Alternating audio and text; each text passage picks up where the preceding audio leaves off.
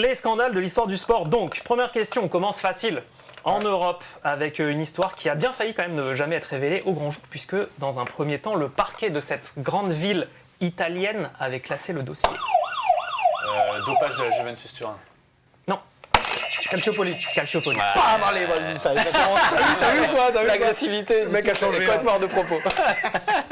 Deuxième question. Bravo. Une bien belle affaire, maintenant internationale, dans laquelle la France joue les premiers rôles. Attention.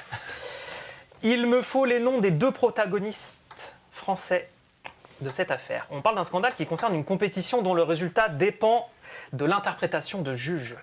C'est de la boxe. Ah putain, il faut les noms, c'est le patinage. Patinage. Ah, C'est ouais, c'est le scandale de patinage. Le goût. Non, si. Et il y avait 2 personnes.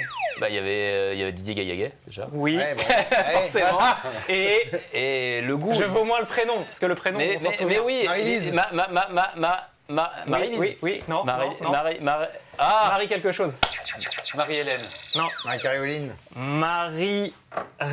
Marie-Anne Le Gouge. Le Gougne. Le Gougne. Ah, Marie-Anne Le Gougne. Marie-Reine. Quel beau souvenir. On va te l'accorder T'es quand beau, même. Gaillaguet. Mon Didier à son top, là. Ah oui. Pour resituer les faits, en fait, ce Salt Lake City 2002, il y a le couple russe qui gagne devant les Canadiens à la surprise générale. Enfin, ça étonne un peu tous les observateurs. On se met à fouiller un peu dans les notes, on se rend compte assez rapidement que celles de la juge française, elles sont un peu bizarres.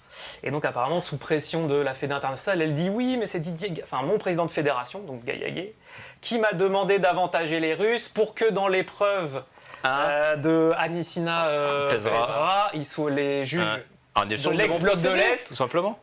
mettent des bonnes notes aux Français. Petite popote, quoi.